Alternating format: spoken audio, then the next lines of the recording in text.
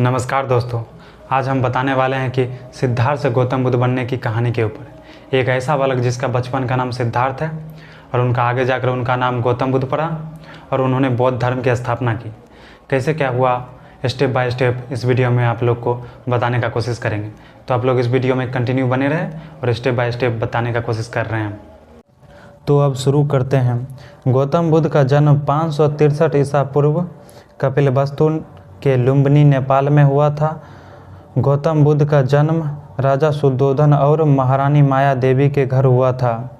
जिस समय गौतम बुद्ध का जन्म हुआ था उस समय की परंपरा थी कि जब बच्चों का जन्म करीब होता था तो वह अपने मायके आ जाती थी, और जब महारानी माया देवी अपने मायके आ ही रही थी तभी रास्ते में ही कपिलवस्तु के लुम्बिनी नेपाल में एक पेड़ के नीचे गौतम बुद्ध का जन्म हुआ।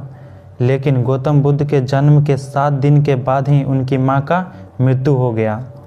उनकी मां के मृत्यु हो जाने के बाद उनका पालन पोषण उनकी मौसी और राजा शुद्धोधन की दूसरी पत्नी महाप्रजापति गौतमी ने किया।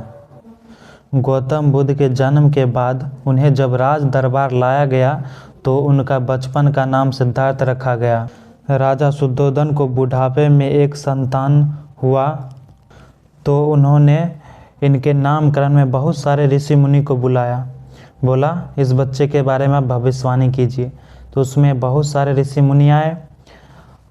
तो उसमें से कुछ ऋषि मुनि ने बोला कि ये एक महान राजा बनेंगे, कुछ ने बोला ये बनेंगे, ये बनेंगे।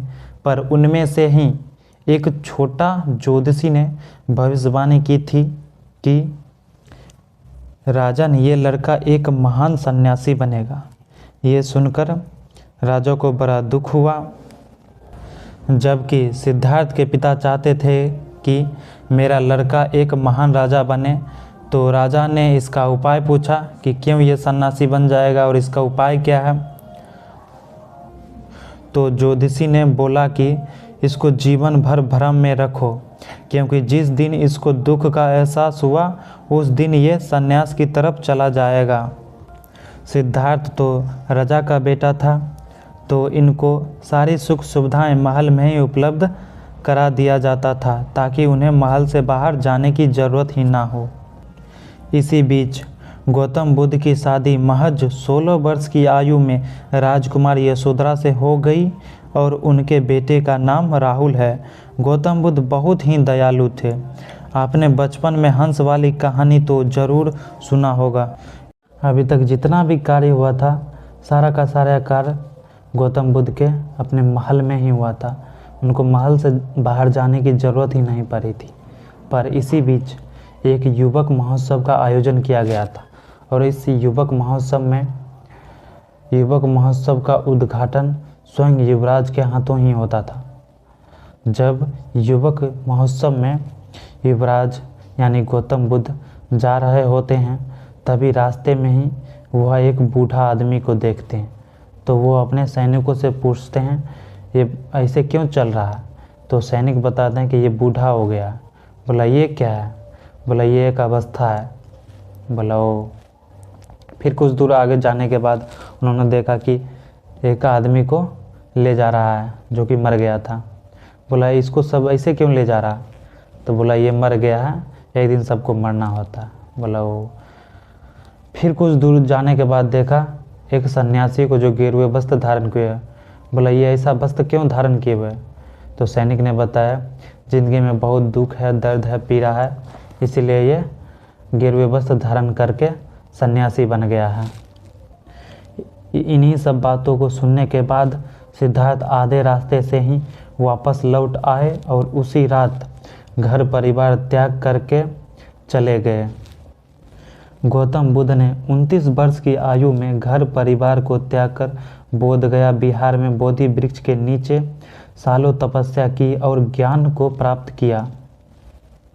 तपस्या के दौरान उनके सिर पर 108 घोंगे बैठे हुए थे जो उनकी रक्षा कर रहे थे। ज्ञान प्राप्ति के बाद उन्होंने बौद्ध धर्म की स्थापना की। उनकी कुछ महत्वपूर्ण पंक्तियां हैं। पहला, धैर्य रखना सीखिए, क्योंकि जिस व्यक्ति के पास धैर्य है वह कुछ भी पा सकता है। दूसरा, अकेले रहना सीखिए। तीसरा, अहिंसा का मार्ग अपनाइए। चौथा, खुद में परिवर्तन लाना सीखिए। इन्हीं सब कारणों से गौतम बुद्ध को भगवान का दर्जा प्राप्त हुआ। ज्ञान प्राप्ति होने के बाद उन्होंने अपने प्रचार प्रसार से बहुत सारे शिष्य भी बनाए जो कि उनके दिखाए गए मार्ग पे चलते रहे और आज उनका फॉलोवरों की संख्या करोड़ों में है, जिसमें कई देश शामिल हैं। भारत, नेपाल, जापान और कोरिया जैसे कई देश शामिल हैं। गौतम बुद्ध का मृत्यु 483 ईसा पूर्व कुशीनगर, उत्तर प्रदेश में हुआ था। उस समय गौतम बुद्ध की आयु 80 वर्ष थी। यही था गौतम बुद्ध का कहानी। और आपने हमारे थंबनेल पे देखा होगा कि राजगीर वाला फ़ोटो लगाया गया है। राजगीर वाला फ़ोटो इसलिए लगाया गया है कि ताकि हम लोग राजगीर ग्लास ब्रिज घूमने गए थे और वहाँ पे बहुत सारा चीज़ हम लोगों ने देखा। गर्मकुंड देखा, ग्लास ब्रिज देखा, म्यूजियम देखा, शांति स्तूप देखा, बहुत सारा चीज़ देखा वहाँ पे। और पटना में भी एक गौतम बुद्धा पार्क है, बहुत अच्छा पार्क है पटना में। वहाँ बहुत शांति महसूस होगा, आप उस पार्क में बैठेंगे तो हरदम वहाँ पे एक सॉन्ग बजते रहता है, बुद्धम शरणम, अर्थात मैं अपने आप को बुद्ध के हवाले करता हूँ। बहुत अच्छा सॉन्ग बजते रहता है। वहाँ भी हम लोग गए थे एक बार घूमने के लिए, बहुत अच्छा लगता है उस पार्क में बैठने से। तो आज का वीडियो यहीं पे ख़त्म करते हैं, मिलेंगे किसी नेक्स्ट वीडियो में, तब तक के लिए बाय बाय।